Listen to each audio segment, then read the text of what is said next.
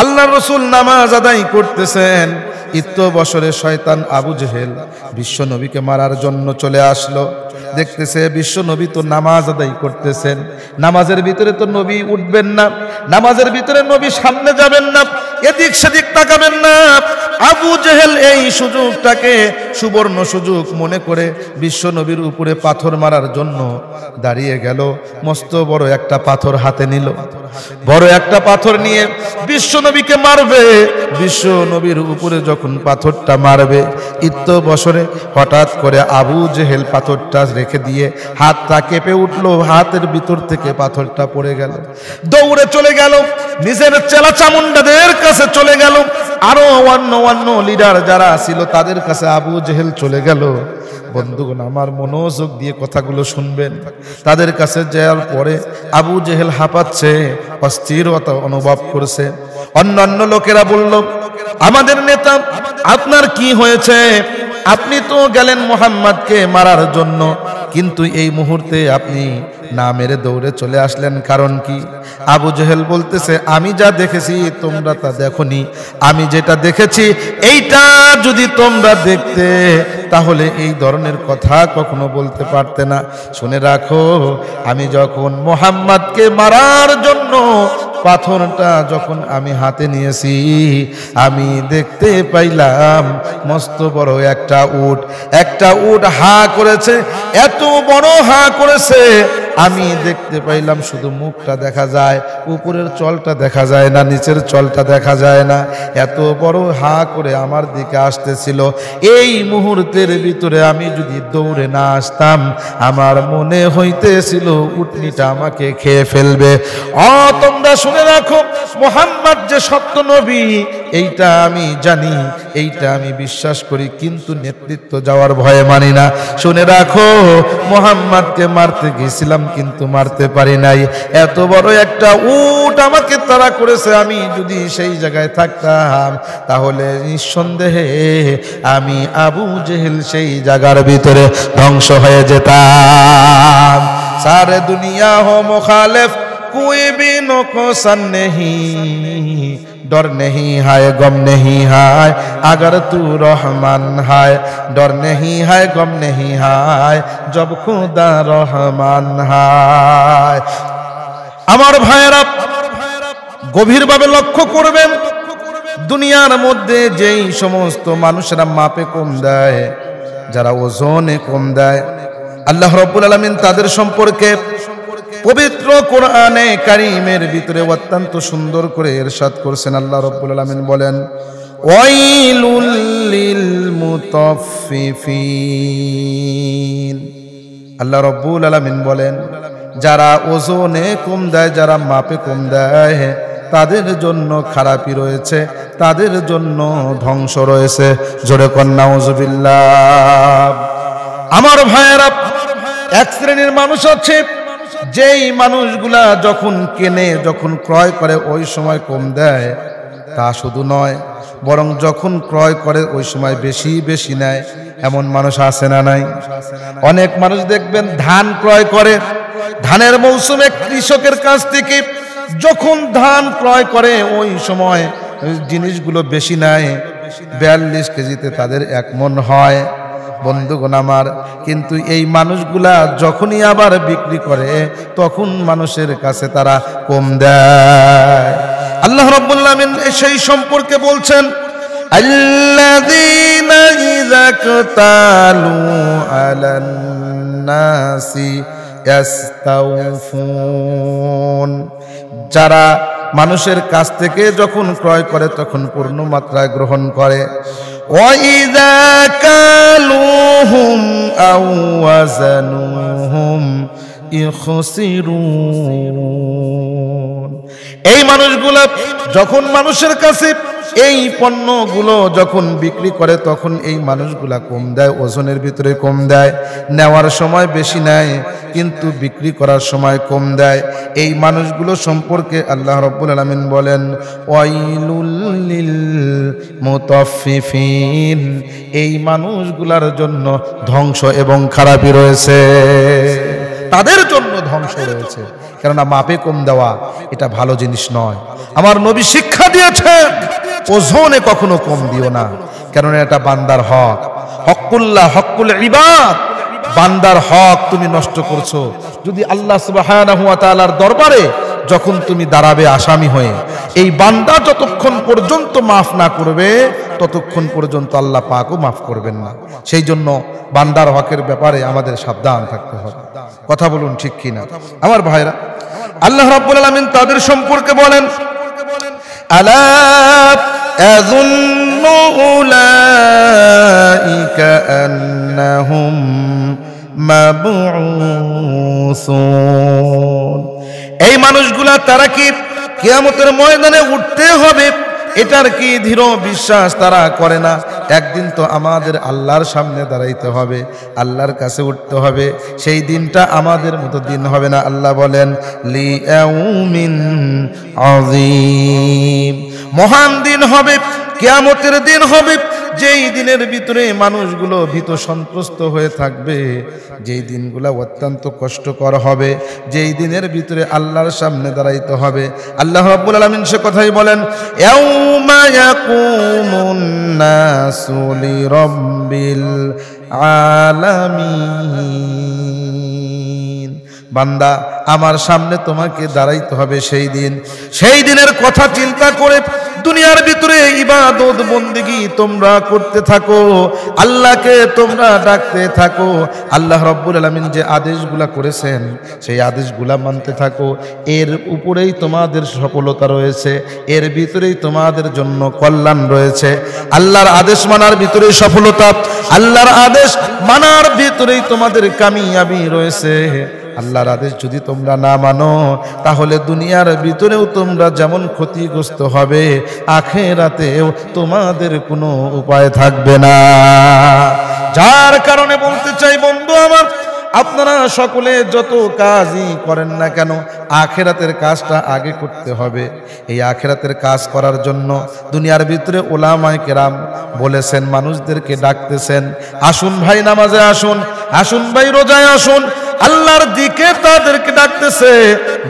আপনারা যদি এই দিনের কাজের ভিতরে আসেন আপনাদের অনেক লাভ হবে, আর যদি না আসেন আপনাদের নিজেদেরই লস হবে। উলামায়ে কেরাম কেন ডাকেন জানেন? তাদের অনেক কষ্ট হয়, এরপরেও আপনাদেরকে ডাকতেছেন। এর কারণ কি জানেন বন্ধুগণ? আমার নবী দায়িত্ব দিয়ে গেছেন, ইন্নামাল উলামা ওয়ারাসাতুল আম্বিয়া। উলামায়ে কেরাম হলো নবীদের ওয়ারিস। এই ওয়ারিস হওয়ার কারণে একটা দায়িত্ব তাদের ভিতরে আছে। এই দায়িত্বের কারণে উলামায়ে কেরাম নিজের জীবনকে ঝুঁকির মধ্যে ফেলেন, তারা আপনাদেরকে হকের পথে ডাকতেছে। আমি আর আপনি না বোঝার কারণে উলামায়ে কেরামের পিছনে পড়ে গেছি, তাদেরকে গালমন্দ করতেছি, তাদেরকে কষ্ট দিতেছি, বিভিন্ন ধরনের কষ্টে তাদের জর্জরিত করতেছি। কিন্তু উলামায়ে কেরাম বিশ্বনবীর সুন্নাতের দিকে লক্ষ্য করে কষ্ট সহ্য করেও আপনাদের দিনের পথে ডাকতেছে। নিজেদের কোনো লাভ নাই, তারা ডাকতেছে আল্লাহর জন্য, দায়িত্ব পড়ে গেছে, এই জন্যই তারা ডাকে। বিশ্বনবী তাকে আঘাত করেছে, কাফেররা তায়েফের ময়দানে শরীর থেকে রক্ত ঝরিয়েছে, বিশ্বনবী দাওয়াত থেকে বিচলিত হন নাই। বিশ্বনবী দাওয়াত দেওয়ার কারণে, হক কথা বলার কারণে কাফেরেরা মারার জন্য চেষ্টা করেছে। কিন্তু মনে রাখবেন, মানুষ যতই চেষ্টা করুক, আল্লাহ যদি সাথে থাকে তাহলে কি তাকে মারতে পারে? কখনো মারতে পারে না। কেননা আল্লাহ রব্বুল আলামিন যদি বন্ধু হয়, তামাম পৃথিবী যদি শত্রু হয়ে যায়, কোনো ক্ষতি করতে পারবে না। সেই জন্য বন্ধু বানাইতে হবে কাকে? আল্লাহকে বন্ধু বানাইতে হবে। আমার বন্ধুগণ, আল্লাহ রাসূল সাল্লাল্লাহু আলাইহি ওয়াসাল্লাম কাবা শরীফের প্রান্তে তিনি নামাজ আদায় করতেছিলেন। আল্লাহ রাসূল নামাজ পড়তেছেন। কেননা রাসূল যখন নামাজ পড়েন চতুর্দিকে তো কোনো খেয়াল নাই। আমি আর আপনি নামাজ পড়ি, ব্যবসার হিসাব করি, দোকানের হিসাব করি, বাড়ির চিন্তা করি, কৃষি কাজের চিন্তা করি, কিন্তু বিশ্বনবী তো তা করেন নাই। বিশ্বনবী সেই কথা বলেছেন, এমন ভাবে তোমরা নামাজ পড়ো যাতে তোমরা আল্লাহর সামনে দাঁড়িয়েছো এমন ভাবে নিজেকে মনে করো। যার কারণে সেটা আমাদের জন্য শিক্ষা। আল্লাহ রাসূল বলেন, সল্লু কামা রাআইতুমুনি উসাল্লি, এমন ভাবে নামাজ পড়ো যেরকম ভাবে আমি নবীকে তোমরা নামাজ পড়তে দেখো। বন্ধুগণ আমার, আপনাদেরকে আমি বলতে চাই, ভালো করে কথাগুলো শুনবেন। আল্লাহ রসুল নামাজ আদায় করতেছেন, বছরে শয়তান আবু জেহেল বিশ্ব নবীকে মারার জন্য চলে আসলো। দেখতেছে বিশ্ব নবী তো নামাজ আদায় করতেছেন, নামাজের ভিতরে তো নবী উঠবেন না, নামাজের ভিতরে নবী সামনে যাবেন না, এদিক সেদিক তাকাবেন না। আবু জেহেল এই সুযোগটাকে সুবর্ণ সুযোগ মনে করে বিশ্ব নবীর উপরে পাথর মারার জন্য দাঁড়িয়ে গেল। মস্ত বড় একটা পাথর হাতে নিল, বড় একটা পাথর নিয়ে বিশ্ব নবীকে মারবে। বিশ্ব নবীর উপরে যখন পাথরটা মারবে, বছরে হঠাৎ করে আবু জেহেল পাথরটা রেখে দিয়ে হাতটা কেঁপে উঠলো, হাতের ভিতর থেকে পাথরটা পড়ে গেল। দৌড়ে চলে গেল, নিজের চেলা চামুন্ডাদের কাছে চলে গেল, আরো অন্য লিডার যারা ছিল তাদের কাছে আবু জেহেল চলে গেল। বন্ধুগণ আমার, মনোযোগ দিয়ে কথাগুলো শুনবেন। তাদের কাছে যাওয়ার পরে আবু জেহেল হাঁপাচ্ছে, অস্থিরতা অনুভব করছে। অন্যান্য লোকেরা বলল, আমাদের নেতা আপনার কি হয়েছে? আপনি তো গেলেন মুহাম্মদকে মারার জন্য, কিন্তু এই মুহূর্তে আপনি না মেরে দৌড়ে চলে আসলেন, কারণ কি? আবু জেহেল বলতেছে, আমি যা দেখেছি তোমরা তা দেখোনি, আমি যেটা দেখেছি এইটা যদি তোমরা দেখতে তাহলে এই ধরনের কথা কখনো বলতে পারতে না। শুনে রাখো, আমি যখন মুহাম্মদকে মারার জন্য পাথরটা যখন আমি হাতে নিয়েছি, আমি দেখতে পাইলাম মস্ত বড় একটা উট হা করেছে, এত বড় হা করেছে। আমি দেখতে পাইলাম শুধু মুখটা দেখা যায়, উপরের চলটা দেখা যায় না, নিচের চলটা দেখা যায় না। এত বড় হা করে আমার দিকে আসতেছিল। এই মুহূর্তের ভিতরে আমি যদি দৌড়ে না আসতাম, আমার মনে হইতেছিল উটনিটা আমাকে খেয়ে ফেলবে। তোমরা শুনে রাখো, মুহাম্মদ যে সত্য নবী এইটা আমি জানি, এইটা আমি বিশ্বাস করি, কিন্তু নেতৃত্ব যাওয়ার ভয়ে মানি না। শুনে রাখো, মুহাম্মদকে মারতে গেছিলাম কিন্তু মারতে পারি নাই। এত বড় একটা উট আমাকে তাড়া করেছে, আমি যদি সেই জায়গায় থাকতাম তাহলে নিঃসন্দেহে আমি আবু জেহেল সেই জায়গার ভিতরে ধ্বংস হয়ে যেতাম। সারে দুনিয়া হো মুখালিফ, कोई भी नुकसान नहीं, डर नहीं है गम नहीं है, अगर तू रहमान है, डर नहीं है गम नहीं है, जब खुदा रहमान है। तमाम পৃথিবীর মানুষ শত্রু হতে পারে, আল্লাহ যদি পক্ষে থাকে কোনো ভয় নাই, কোনো অসুবিধা নাই। ও মুমিনের দল, শুনে রাখো, আল্লাহকে রাজি খুশি করার চেষ্টা করো, করে মাঠে নেমে যাও। আল্লাহকে রাজি খুশি করার চিন্তা করে তোমরা ইবাদত বন্দেগী করতে থাকো। দুনিয়ার সমস্ত মানুষ শত্রু হতে পারে, আমার আল্লাহ বদরের প্রান্তে মুসলমানদেরকে যেরকম ভাবে ফেরেশতা নামায়া বিজয় দান করেছে, তোমাদেরকেও ওই রকম বিজয় দান করবেন, অবশ্যই বিজয় দান করবেন। সুতরাং আমার আর আপনার ঈমানটা মজবুত করতে হবে, মুমিন হতে হবে প্রকৃতপক্ষে। কেননা আল্লাহ পাক অত্যন্ত সুন্দর করে বলছেন, ওয়ালা তাহিনু ওয়ালা তাহজানু ওয়া আনতুমুল আ'লাউন ইন কুনতুম মুমিনিন। হে মুমিনের দলেরা, হে ঈমানদারেরা, তোমাদের কোনো ভয় নাই, তোমাদের কোনো টেনশন নাই, তোমাদের কোনো চিন্তা নাই, তোমরাই বিজয়ী হবে। কিন্তু শর্ত হচ্ছে ইন কুনতুম মুমিনিন, যদি তোমরা মুমিন হইতে পারো। এই মুমিন হওয়ার জন্যই আপনাদেরকে ওলামায়ে কেরাম ডাকতেছেন। ওলামায়ে কেরামের কথাগুলো শুনুন, ওলামায়ে কেরামের কথা শুনে আল্লাহকে ডাকুন, দুনিয়ায়ও শান্তি হবে, আখিরাতেও আল্লাহ রব্বুল আলামিন আপনার কপাল খুলে দিবেন, জান্নাতুল ফিরদাউসের মেহমান বানায় দিবেন। সুবহানাল্লাহ। আমার ভাইয়েরা, কেননা আমাদেরকে দাঁড়াইতে হবে কার সামনে? দাঁড়াইতে হবে আল্লাহর সামনে। সেই কথাটা আল্লাহ রাব্বুল আলামিন অত্যন্ত সুন্দর করে বলছেন, ইয়াউমা ইয়াকুমুন নাসু লিরাব্বিল আলামিন। দাঁড়াইতে হবে আল্লাহর সামনে। আল্লাহ রাব্বুল আলামিন বলেন, কাল্লা ইন্না কিতাবাল ফুজ্জারি লাফি সিজ্জিন। কখনো নয়। কাফেরেরা যেই বিষয়গুলো মনে করতেছে দুনিয়া থেকে যাইতে হবে না, এই দুনিয়ার ভিতর থেকে যদি মারা যায় আর কখনো উঠবে না, আল্লাহ বলেন তোমাদের এই চিন্তাটা কখনো সঠিক নয়, এরকম কখনো হবে না।